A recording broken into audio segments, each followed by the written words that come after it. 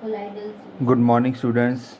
Today we will discuss about capacitance, capacitance of isolated capacitor, capacitance of earth and principle of capacitor. तो देखो बेटा, अगर हम capacitance की बात करें, कल हमने इसका फार्मूला पढ़ा था Q is equal to C into V, ठीक है। और C यहाँ से क्या है, it is Q upon V, ठीक है जी। और हमने डिस्कस किया था if V is equal to 1 volt then C is equal to Q।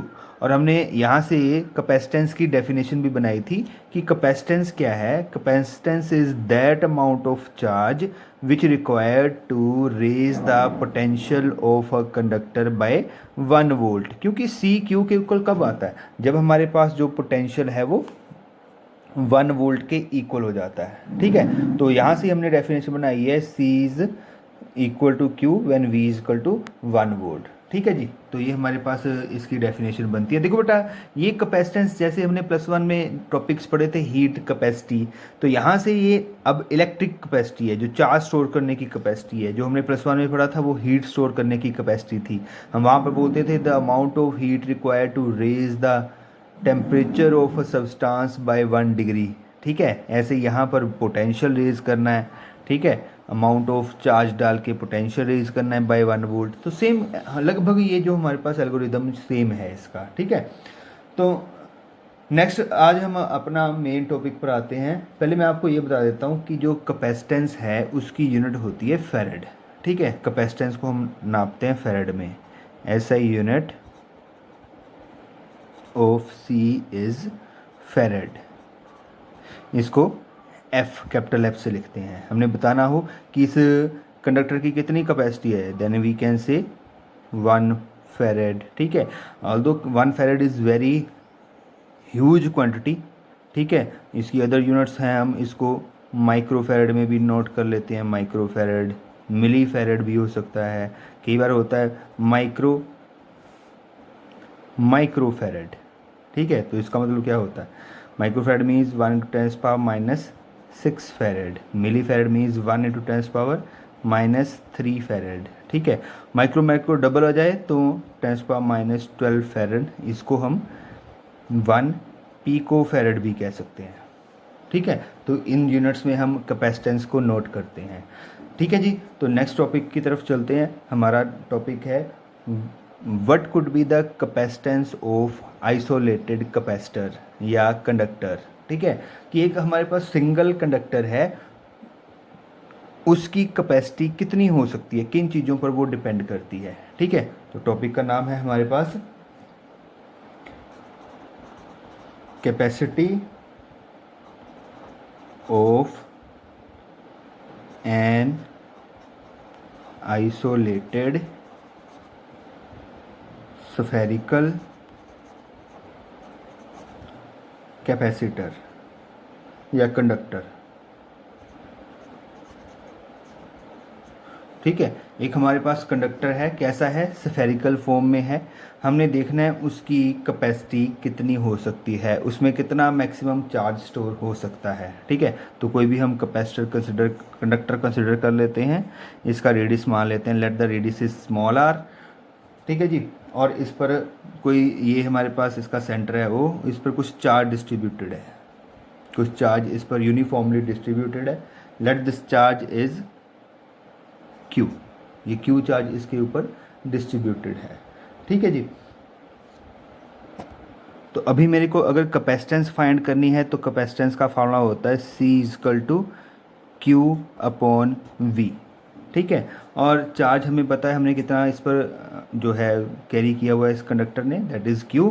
और पोटेंशियल का फार्मूला भी हमें पता है, किसी भी स्फीयर के कारण हमने इलेक्ट्रिक पोटेंशियल फाइंड करना हो तो फार्मूला हमारे पास होता है 1/4πε0 Q upon R, R is the radius of conductor, ठीक है। तो इस V की वैल्यू को यहाँ पुट करते हैं, देन C बिकम Q। और ये टर्म अगर मैं नीचे लिखता हूँ क्रॉस मल्टीप्लाई होके ऊपर हो जाएगी, ये आ जाएगा 4πε0 इंटू R अपॉन Q। और ये Q से Q कैंसिल हो जाता है, तो C is equal to 4 pi epsilon naught into R. ठीक है जी। तो हमारे पास क्या है, ये 4 पाई एप्सिलॉन नॉट यहाँ से कांस्टेंट है और c is proportional to r। ठीक है, दैट मीन्स कैपेसिटेंस, जो कैपेसिटेंस है, कैपेसिटी है, वो किस पर डिपेंड करती है? It depends on radius means size of conductor. तो ये साइज ऑफ कंडक्टर पर डिपेंड करती है।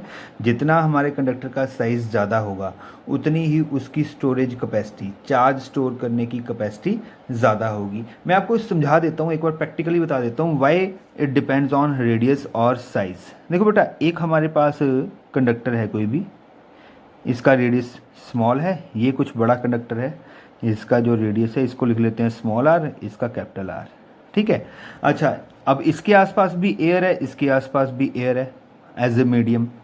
अच्छा, और हमने बोला कि जो जब हमारे पास जो पोटेंशियल है, जब पोटेंशियल है वो 100 वोल्ट हो जाता है, उसके बाद लीकेज ऑफ चार्ज स्टार्ट हो जाती है। मीन्स उसके बाद जो एयर है वो अपने पार्टिकल्स को ब्रेक करना स्टार्ट कर देती है जब इस कंडक्टर का पोटेंशियल 100 वोल्ट हो जाएगा। ठीक है, क्लियर है। अच्छा, अब देखो 100 वोल्ट जब पोटेंशियल हो गया तब एयर की जो है वो आयोनाइजेशन स्टार्ट हो जानी है। तो चाहे वो इस पर हो जाए, चाहे वो इस पर 100 वोल्ट हो जाए। ठीक है, जिस मर्जी कंडक्टर पर 100 वोल्ट हो गई तो आयोनाइजेशन ऑफ एयर स्टार्ट हो जानी है और लीकेज ऑफ चार्ज भी स्टार्ट हो जाएगी, जैसे हमने लास्ट लेक्चर में पढ़ा था। ठीक है, तो देखो बेटा, अगर मेरे को यहाँ पर इस कंडक्टर पर 100 वोल्ट बनाना है तो मैं क्या डालूंगा? चार्ज डालूंगा। ठीक है, ये हमारे पास चार्ज,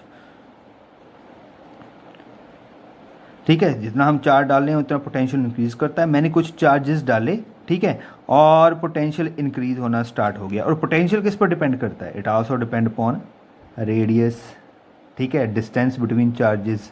अच्छा देखो, अब सपोज अब 100 वोल्ट हो चुका है और 100 वोल्ट जब हुआ उस टाइम ये बीच में डिस्टेंस है, इक्वल डिस्टेंस है। Suppose distance between the charges is 1 centimetre. तो जब हमारे पास डिस्टेंस 1 सेंटीमीटर हो जाता है उस टाइम जो पोटेंशियल है वो क्या हो जाता है? 100 वोल्ट हो जाता है और उस टाइम आयोनाइजेशन स्टार्ट हो जाती है। ठीक है, अब मैं क्या करता हूँ, अब इसका 100 वोल्ट पोटेंशियल सपोज हो चुका है, इसने ब्रेकिंग स्टार्ट कर दी है, किसकी? एयर की। अब मेरे को यहाँ पर भी अगर 100 वोल्ट पोटेंशियल करना है तो मेरे को चार्जेस डालने पड़ेंगे, और जब मैं चार्जेस डालने स्टार्ट कर देता हूँ पोटेंशियल इंक्रीज होना स्टार्ट हो जाता है। तो क्वेश्चन ये है, क्या जितने चार्जेस यहाँ पर हैं उतने चार्जेस यहाँ पर डालूँ तो पोटेंशियल 100 हो जाएगा? तो आंसर है नहीं होगा, ऐसा नहीं होगा।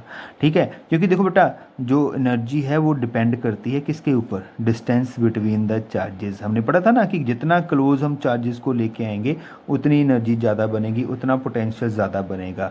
तो मेरे को अब देखो, इसका सरफेस ज़्यादा है और जब हमारे पास चार्जेस के बीच में डिस्टेंस 1 सेंटीमीटर हो जाएगा तब हमारे पास 100 वोल्ट पोटेंशियल बनेगा।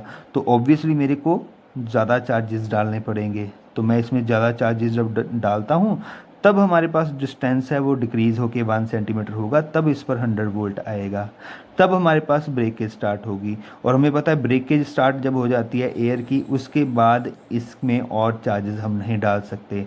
तो ऐसे ही इसमें भी और चार्जेस नहीं डाल सकते। तो इसका मतलब इनकी कैपेसिटी आ चुकी है, इससे ज़्यादा ये नहीं भर सकते। ठीक है, और अगर ये इससे ज़्यादा नहीं भर सकते तो इसका मतलब इसकी कैपेसिटी आ चुकी है, इसकी भी कैपेसिटी आ चुकी है। अब दोनों को का कंपैरिजन करके देखें, यहाँ पर चार्जेस काउंट करके देख लें वो ज़्यादा होंगे, यहाँ पर चार्जेस काउंट करके देख लें वो कम होगी। तो ऑब्वियसली इसकी कैपेसिटी क्या हुई? ज़्यादा हुई, इसकी कैपेसिटी क्या हुई? कम हुई। और इसका रेडियस ज़्यादा है तो कैपेसिटी भी ज़्यादा है, इसका रेडियस कम है तो कैपेसिटी भी कम है। तो नेक्स्ट टॉपिक हमारे पास है कैपेसिटी ऑफ अर्थ। देखो बेटा, कैपेसिटी ऑफ अर्थ हम क्यों निकालते हैं? क्योंकि अभी हमने पढ़ा जो कैपेसिटेंस है it is depend on size of conductor. ये मैं आइसोलेटेड सिंगल कंडक्टर की बात कर रहा हूँ, 2-3 की नहीं, एक कंडक्टर की बात कर रहा हूँ। ठीक है, तो अगर हमारे पास C is proportional to R है, उसके रेडियस पर या साइज़ पर डिपेंड करती है कैपेसिटेंस, तो हम देखते हैं कि अर्थ पर जो सबसे बड़ा कंडक्टर है उसकी कैपेसिटी क्या होगी, कितनी कैपेसिटी होगी उसकी। तो अर्थ पर जो सबसे बड़ा कंडक्टर है वो खुद अर्थ है, और अर्थ की हमने कैपेसिटी निकाल के देखनी है। तो हमारे पास कैपेसिटी निकालने का फार्मूला है, क्या है? 4 pi epsilon naught into R. और देखो हमारे पास 1/4πε0 की वैल्यू तो होती है, कितनी होती है 9 × 10⁻9 यूनिट में अभी नहीं लिख रहा हूँ। तो अगर 4πε0 की वैल्यू फाइंड करनी है तो रेसिप्रोकल हो जाएगा, इट इज़ 1/9 × 10⁻9। ठीक है, और नेक्स्ट है आर। तो अगर मैं अर्थ की कैपेसिटेंस फाइंड कर रहा हूँ तो आर रेडियस ऑफ अर्थ हो जाएगा, इट इज़ 6.4 × 10⁻6 मीटर। ये हमारे पास रेडियस ऑफ अर्थ हो जाएगा। अब आर की वैल्यू और 4πε0 की वैल्यू मैं यहाँ पुट करता हूँ तो मेरे पास कैपेसिटी आ जाएगी, इट बिकम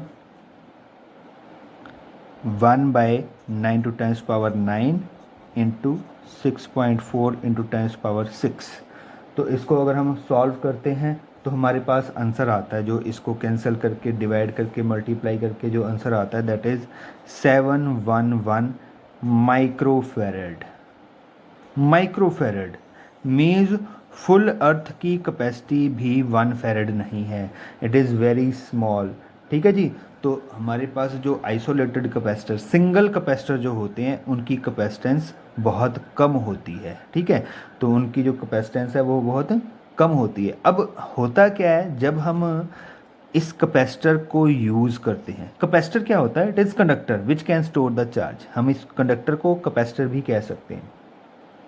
ठीक है, तो जब हमें कोई भी कंडक्टर यूज़ करना होता है अपने सर्किट में, ठीक है, तो हमें ऐसे कंडक्टर की भी ज़रूरत पड़ती है जहाँ पर जो चार्ज स्टोर करने की रिक्वायरमेंट है वो 711 माइक्रोफेरेड से ज़्यादा हो। तो वहाँ पर क्या करें, हम पूरी अर्थ को उठा के तो लगा नहीं सकते अपने सर्किट में, तो हमें क्या करना पड़ेगा, कुछ यहाँ पर मॉडिफिकेशंस करनी पड़ेंगी। ठीक है, मॉडिफाई करना पड़ेगा कैपेसिटर को, अपने कंडक्टर को, कि वो अपने अंदर ज़्यादा से ज़्यादा चार्ज स्टोर कर सके। ठीक है, ये कैपेसिटी तो बहुत कम है, हमें इसकी कैपेसिटी को बढ़ाना है। तो इसकी कैपेसिटी को बढ़ाने के लिए हमारे पास बहुत सारे मेथड्स हैं, 1 बाय 1 हम डिस्कस करेंगे। तो सबसे पहला हमारे पास मेथड होता है पैरेलल प्लेट कैपेसिटर्स। ठीक है, पैरेलल प्लेट कैपेसिटर यूज़ करके फिर हम उसके बाद डाइलेक्ट्रिक्स यूज़ करते हैं कैपेसिटर के बीच में, वैसे कैपेसिटी और इंक्रीज़ कर जाती है। ठीक है, ऐसे हमारे पास बहुत सारे वेज हैं जिससे हम कैपेसिटी को इंक्रीज़ कर सकते हैं। ठीक है, अगर और भी आपको ज़्यादा इसकी कैपेसिटी इंक्रीज़ करनी है तो हम क्या कर देते हैं, जो हमारे पास बेस्ट कैपेसिटर होते हैं जिसमें सबसे ज़्यादा चार्ज स्टोर हो सकता है, उनको 2 डबल या ट्रिपल या 3-4 इकट्ठे यूज़ करके और कैपेसिटी इंक्रीज़ कर लेते हैं। ठीक है, ये सारे मेथड्स हम फिर 1 बाय 1 नेक्स्ट वीडियोज़ में डिस्कस करेंगे। Thank you.